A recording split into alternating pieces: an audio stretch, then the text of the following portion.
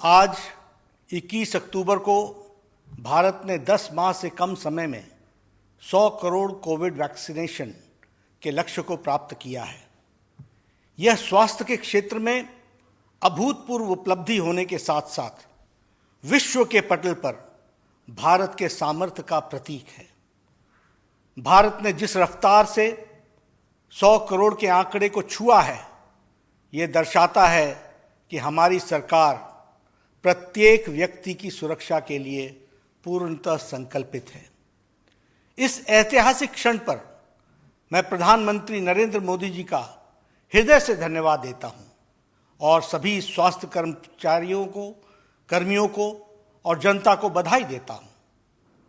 आदरणीय प्रधानमंत्री श्री नरेंद्र मोदी जी ने कोविड को परास्त करने के लिए जो प्रोएक्टिव और प्रीएम्प्टिव मेजर्स लिए और जो 14 अप्रैल को 2020 को ही वैक्सीन टास्क फोर्स यानी 2020 यानी पिछले साल वैक्सीन टास्क फोर्स गठित कर दिया था। 8 नवंबर 2020 को माननीय प्रधानमंत्री जी ने कोविड वैक्सीन निर्माण के तीनों facility serum institute, Bharat biotech और जायडस बायोटेक का दौरा किया और वैक्सीन निर्माण का जायजा लिया। टास्क फोर्स को गठित होने के 9 महीने के भीतर ही भारत ने न केवल दो विश्वसनीय और विश्वस्तरीय made in India Covid vaccine का निर्माण किया और 10 माह के कम समय में ही बल्कि 278 दिनों में ही 100 करोड़ का आंकड़ा पार कर पूरी दुनिया को आश्चर्यचकित कर दिया है।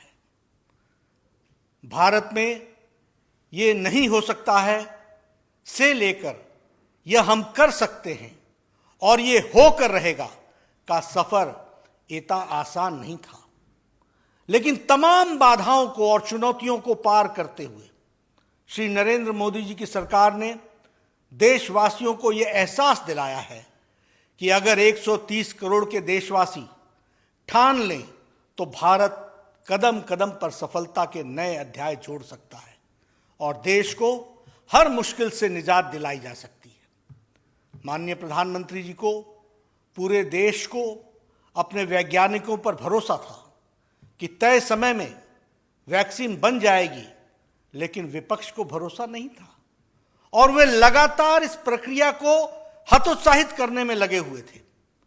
लेकिन तमाम बाधाओं और चुनौतियों को पार करते हुए हमने ये मुकाम हासिल किया है। 16 जनवरी 2021 को भारत में विश्व का सबसे बड़ा टीका अभियान शुरू हुआ और सबसे तेज गति से चलने वाला टीका अभियान शुरू किया। इस साल 19 फरवरी को 1 करोड़ वैक्सीनेशन का आंकड़ा पार किया।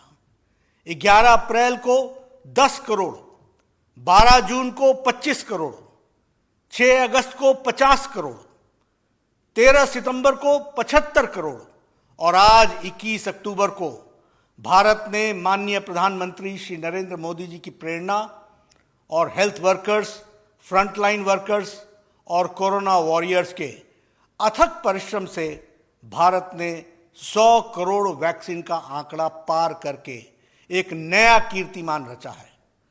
पूरे यूरोपीय संघ में अब तक कोविड वैक्सीन डोज एडमिनिस्टर किए गए थे, उससे भी कहीं अधिक टीके भारत में लगाए गए हैं।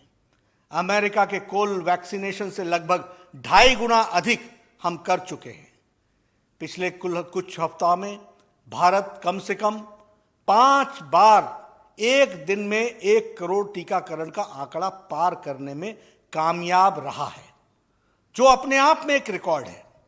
और 17 सितंबर को जब हमारे प्रधानमंत्री नरेंद्र मोदी जी का जन्मदिन का था, तो समग्र राष्ट्र ने वैक्सीनेशन के यज्ञ रूपी जन अभियान में अपनी समग्र भागीदारी देते हुए एक दिन में 2.5 करोड़ से अधिक नागरिकों को टीकाकरण करके देश को एक नया कीर्तिमान स्थापित करने में मदद की है।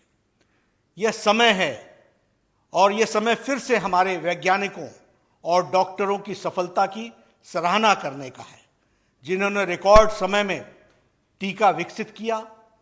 यह समय सिर्फ हमारे पैरामेडिकल स्टाफ और स्वास्थ्य कर्मचारियों के साहस और समर्पण का सम्मान करने का है, जिन्होंने इतनी कम अवधि में 100 करोड़ टीकाकरण का मील पत्थर पार करने में मदद की है। इस महामारी को हराने के लिए मिलकर काम करना जारी रखें और इस महामारी को समूल नष्ट करने में अपनी भागीदारी दें।